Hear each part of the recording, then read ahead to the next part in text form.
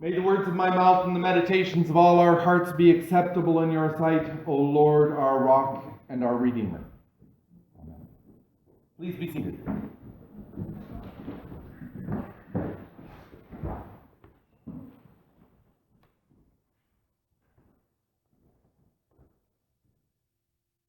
That's quite the reading. It swings from "you brood of vipers" to proclaiming the good news, the gospel. This is where we actually get that word, gospel, from this reading, the good news of Jesus Christ. It appears other spots too, but you brood of vipers and the good news. It fits very well into Advent. Preparing ourselves, trying to sort out what is important, what is good, and what is extra.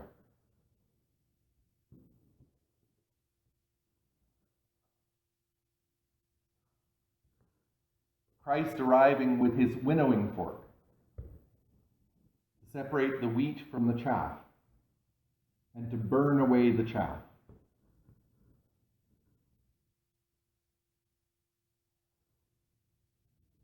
My understanding of Advent is that during this time, that's some of the work that we are called to do. So that when Christ does come into our lives more fully, there's less that needs to be stripped away. We've already worked to be part way there.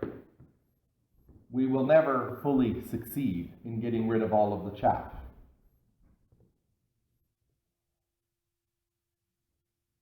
And I do think that that is talking not about separating the good people from the bad people, but in each person, separating the good from the bad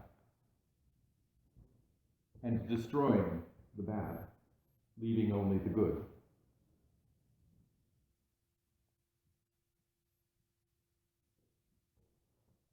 So if this reading is about what it takes to be ready for Jesus to come, because that's what John was all about, is preparing the way for the one who's going to come after him, who will baptize with the Holy Spirit and with fire, as opposed to John's baptizing with water. What is it that we are called to do to be ready? Because he lays it out pretty clearly. First of all, he says, every single one of you who came to be baptized, you're doing it for the wrong reasons. You're a brood of vipers.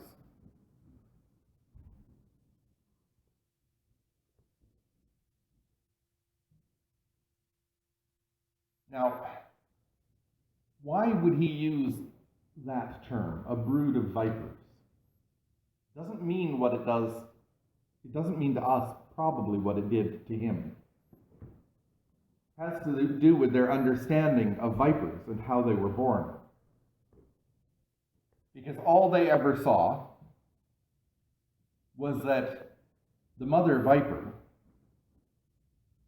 would coil up in her nest. And then the next thing that they would see is this whole pile of seething mass of little baby vipers with some dead skin around them. The mother would be gone. They believed that the baby vipers ate their way out of the mother's body. So that's what he's saying about the people who have come to be baptized. In order to get to the next place, in order to raise yourself up in the world, you're eating your traditions, you're eating your past, you're destroying where you came from.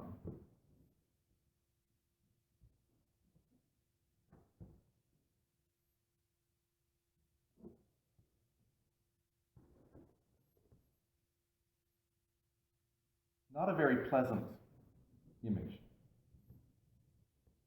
It's not about the fact that the vipers are poisonous. It's about what they do in the understanding at the time to be born.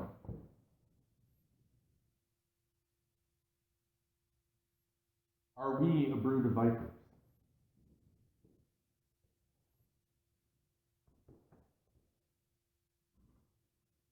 Eating our way out of where we came from in order to make a new place?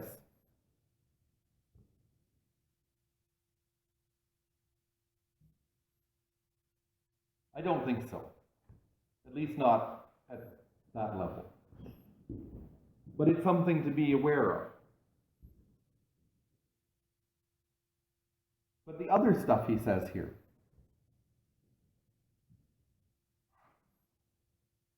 about what we are called to do. First, he says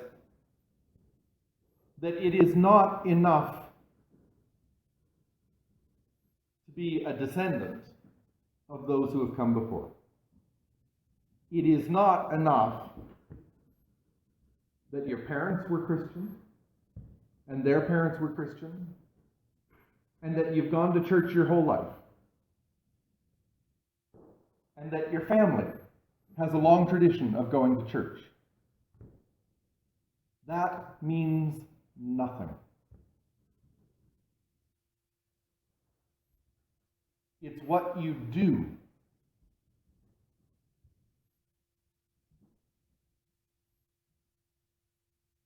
We have Abraham. Do not begin to say to yourselves, we have Abraham as our ancestor. For I tell you, God is able to rise up from these stones to raise up children to Abraham.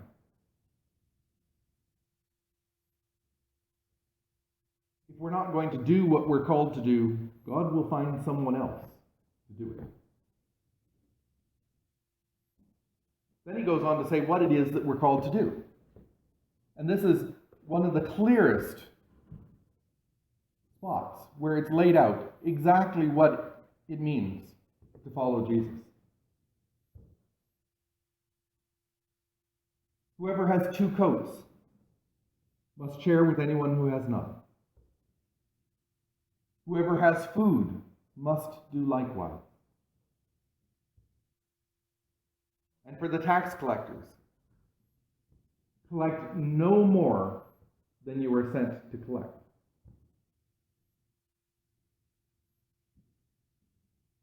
And for the soldiers, don't use your strength to get just a little further ahead in the world. Be content with what you are paid.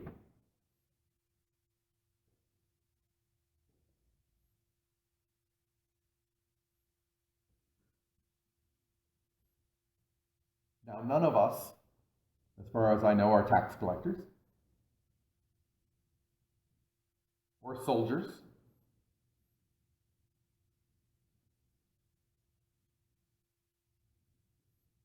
What was the other one there? Now I've lost my mind. Lots of us have more than we need. More food than we need. More coats than we need. I think of our own coat closet. I have 1 coat that I wear very regularly, but I have at least 3 others.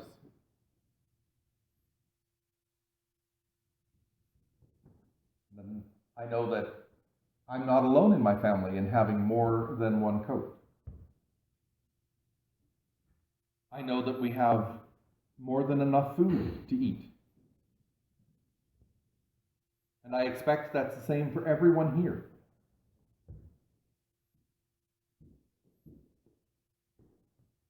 To share with those that don't, to reach out to the needy, to open our doors to those seeking refuge.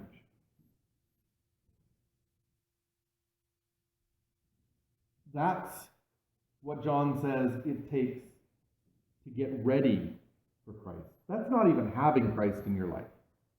That's getting ready to have Christ in your life. I don't think we do such a great job of it, either as individuals, as a church, or as a nation. We're not good at taking care of our own poor, let alone the poor of the world. And right now, we're shown over and over again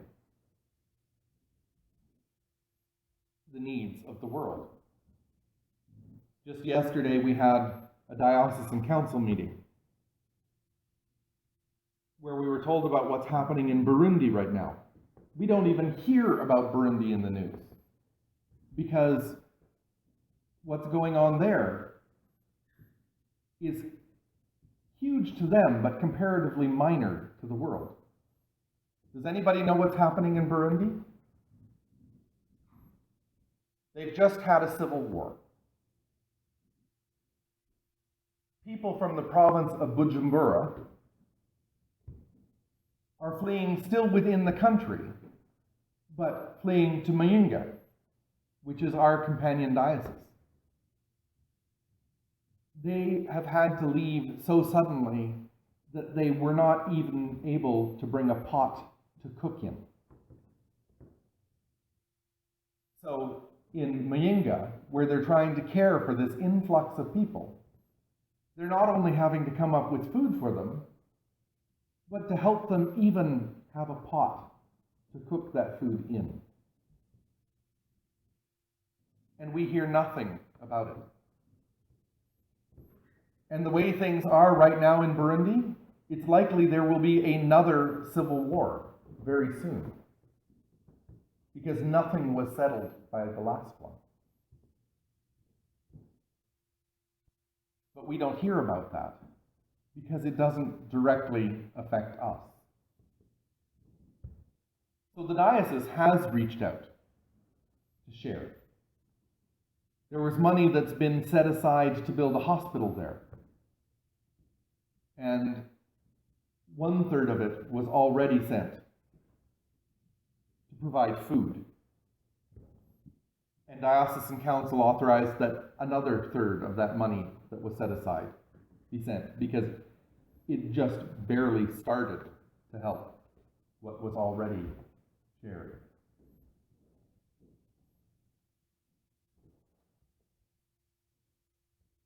So if we are going to prepare ourselves for Jesus to come into our lives, what does that mean for each of us?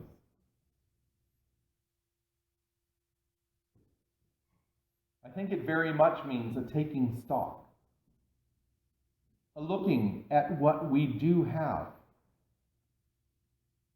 and saying, well, what do I actually need? And what could I use to help someone else? Because I know that there are needs here. I know that there are needs that I could help with. Whether it's through this church or whether it's through some other way, it doesn't matter. It's about reaching out and helping those who don't have what we do. We are all very well-to-do. We don't always show it, but we are. I think about the financial issues that this church has. Just trying to meet what we're asked to contribute.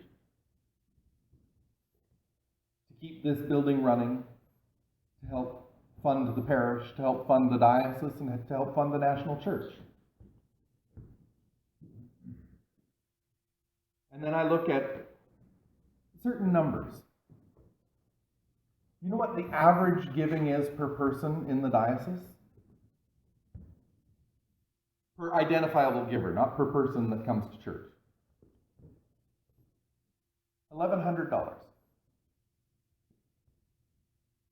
In our parish, $1,200. In our parish, the average giving is somewhere around $700. We don't do very well. And it's not because we don't have enough. It's because we don't feel the need to contribute, or we don't see that what we're doing makes a difference. So as a church, we have that preparing to do as well. We're getting there. Some of the stuff we're doing is very exciting and very important. You're worried about this one? Yeah, I thought it was just a small one. So we're doing that. We are preparing. But I don't think we're ready yet. You know, if Christ were to come today and to look at us and say, you know, what are you doing? I don't think we're there yet.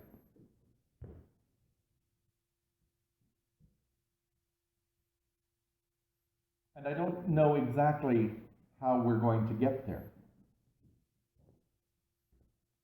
I do know that as part of my own preparation through Advent, and after meeting with the bishop, going through a self-evaluation with him, and looking at my goals, part of what I'm going to be doing is putting together a 7-year plan, which involves this parish and myself. What I would like to see 7 years from now here. And I think we will still be here and still be active. And we will be closer to being ready for Christ to come among us. But I'm putting together a 7-year plan of what I'm going to try and accomplish with your help. And some of how to get there, which you'll see when the annual reports come out.